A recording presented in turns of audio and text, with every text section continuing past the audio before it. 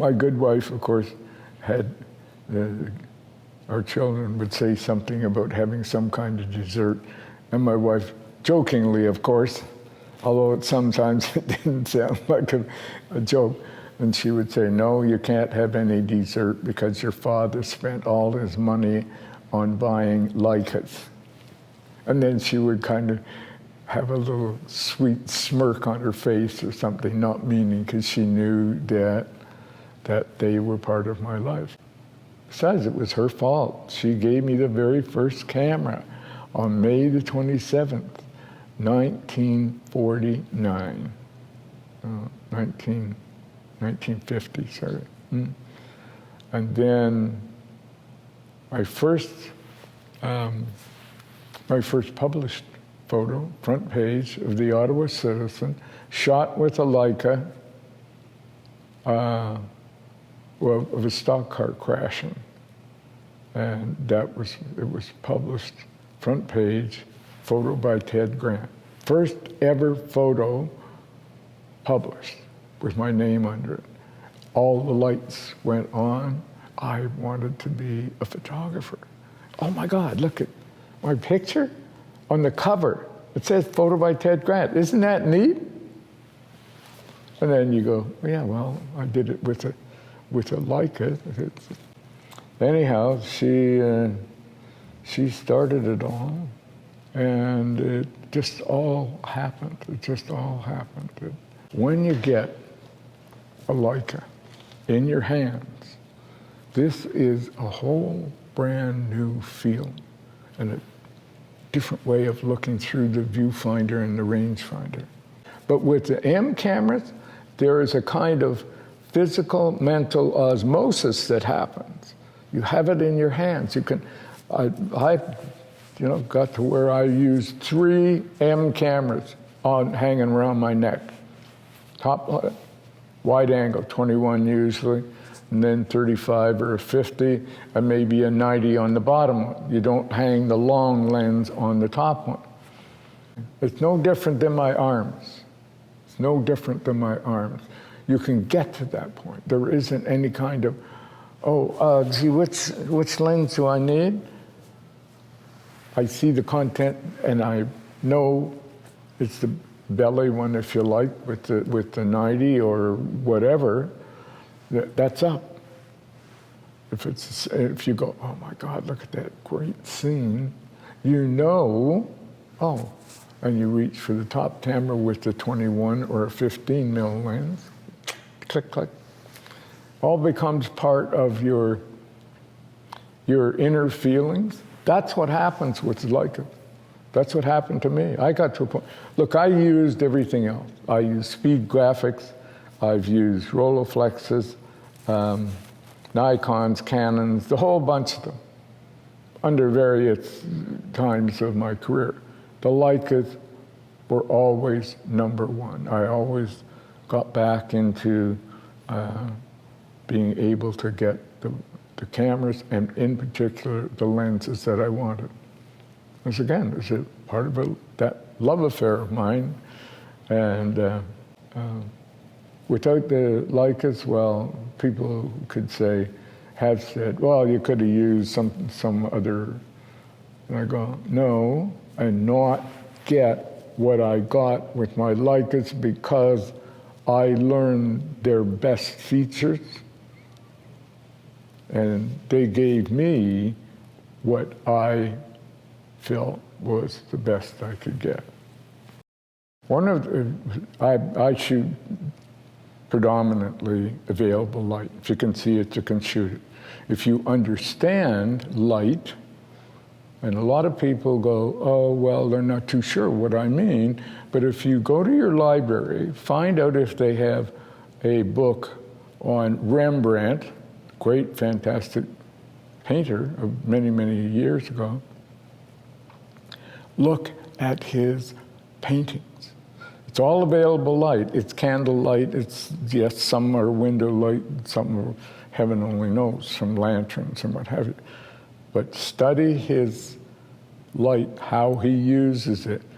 Once you get the idea of being on the shadow side, go out in the street You don't need your camera.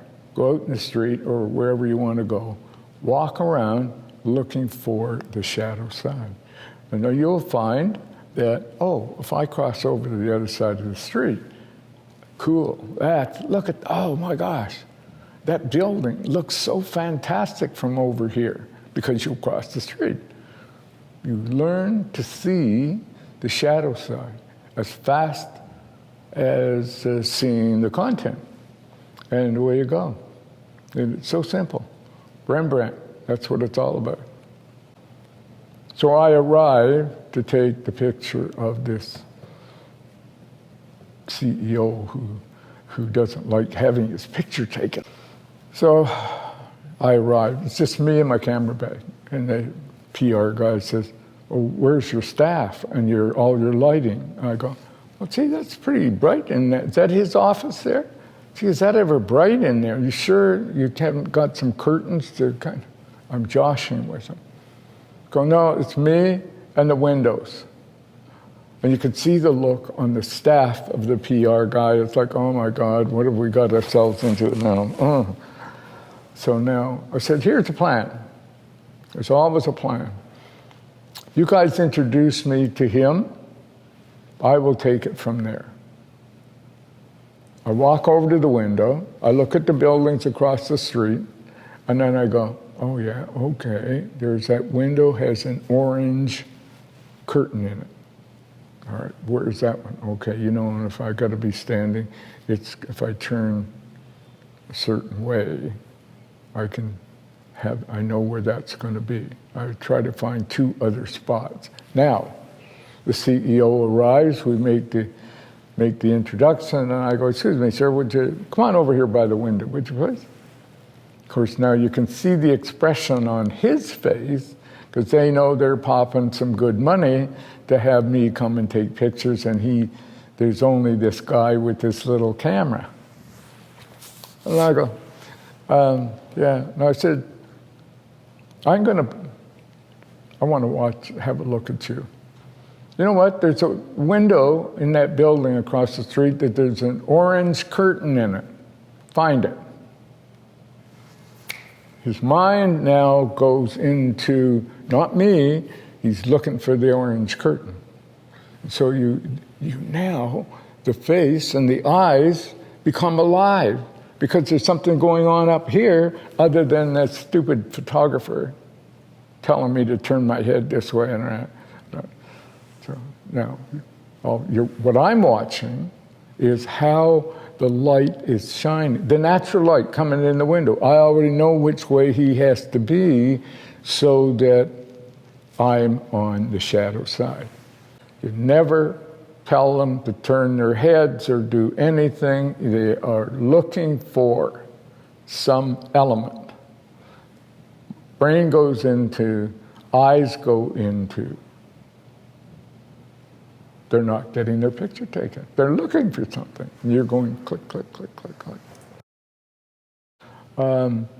I had a situation called trigeminal neuralgia. Oh, this is the nerves in your head. There's one, they come from the back around to about your ear line, and they split. One goes up to here, the other one sort of works its way around to here, the other one comes down through here. Now that gives you all of the feelings in your face and what have you. And it's such an affliction that the pain is incredible. I could be speaking to you as I am, and all of a sudden it would depend upon how my tongue touched the inside of my mouth, and I would be grabbing at my face or putting my head down or banging my head on the table to try and make the pain go away. So finally it needed to be fixed. And the doctor who did it, when he was in, found that there was an aneurysm, and he said, this was later, he said, you were 41 years old with an aneurysm that you should have died from 20 years ago. He said, you have to be the luckiest son of a gun on the earth. I said, no, it hurt. He said, no, well, that's not going to happen anymore. Meanwhile, because they found that aneurysm, it hadn't been found nor looked for when they did the scannings in relation to the trigeminal neuralgia. So what it did do was make the left side of my face look like I had a massive stroke. I couldn't see the TV set properly, couldn't read the paper, couldn't do it. Well, I only had the left eye to see by. And so Irene said, I said to Irene, oh, geez, I might as well get a tin cup full of pencils and go up on the Spark Street, which was the main street of Ottawa, and sell pencils. At least I can do something. She, being a nurse, realized that she could do she could create a situation of one of two things. One, she said it the wrong way, she would put me further into the dumps, or she realized I had a fairly not bad sense of humor, that she could trigger something that I would start to laugh and see the humor in the thing. So she went and bought a tin cup, filled it with pencils, and she brought it home. And she knew she was playing with fire. A couple of doctor friends had told me after, boy, is she ever lucky that she didn't put you over the hill and just destroy the whole thing. So she said, it's all wrapped up. I'm sitting in the family room. She said, here, I bought you this little gift. Maybe it'll help you. So I can't tell what it is until I unwrap it all. Well, I unwrapped it. I started to laugh. I nearly wet my pants. I was laughing so much. And she just beamed. She knew.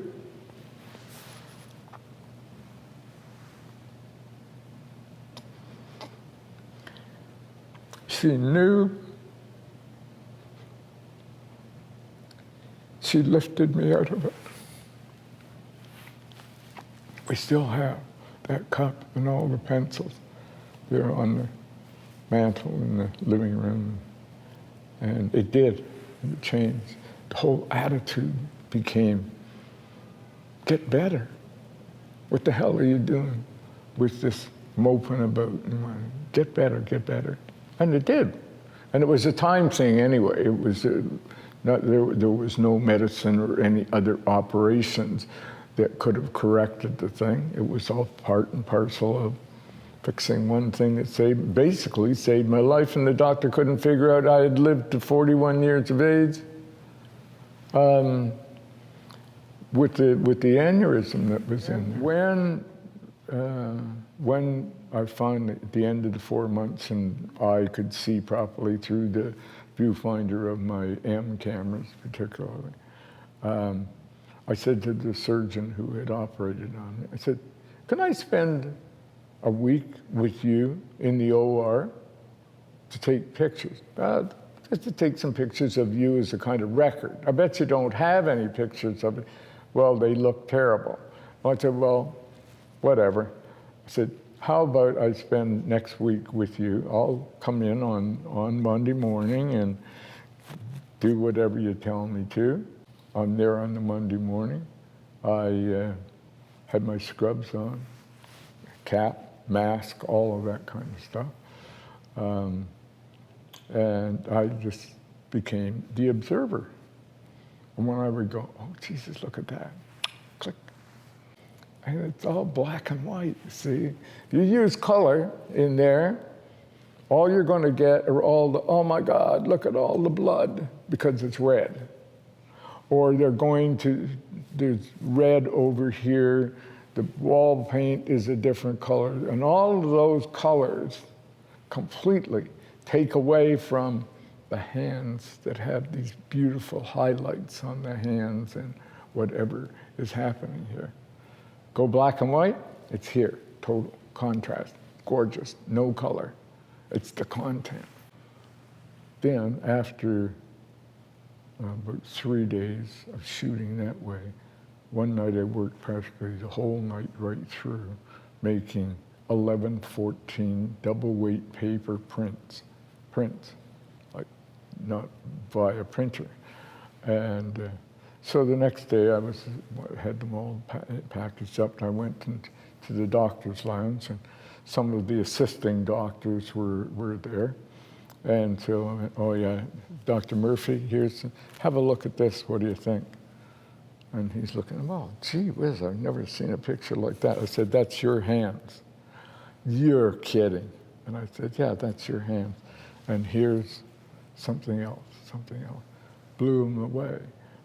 The doors became open.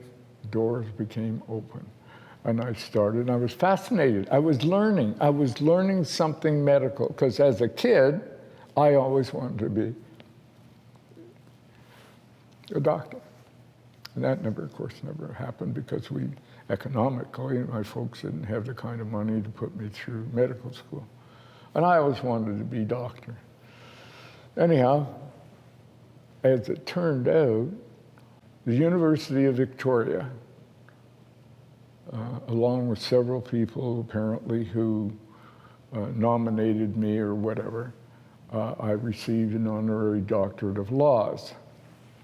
And it turned out that all because of my medical work and everything else. But I learned so much. Got an email, actually, and he said, I know who you are because I have your doctor's work book. He said, it's the most fantastic thing that I have ever seen in medical pictures. And he said, I want to tell you that when I have had a really bad day, I come home, I pour myself a drink, and I sit down with your book. And I see the reason why I became a doctor. And he said, it's fantastic. He said, I have never, ever, in at least 50 years of being a surgeon, I have never seen the kind of photography that you have done in the book that you've created. It's a masterpiece. Anyhow, I feel really good. Even when the publisher screwed up and they made a sale in the US which would have given me $45,000 in royalties. Anyhow, they screwed up, put themselves into bankruptcy, and I never got a nickel for 10 years' work. That's, that's one of those things. But like I've said, it's like a love affair. It is the enjoyment of telling you this story. And they're endless out of that book, endless. If you can ever find a copy, you get a hold of it. I have had the opportunity to photograph the high and the mighties. I've had the opportunity to photograph the lost souls of the street, the good, bad, and ugly people, the great ones, the great people with just as human beings. I don't think I've missed anything. I've gone through the turmoils of my own emotions, and still, though I'm not shooting the way that I used to, well, I'm not shooting really these days. It's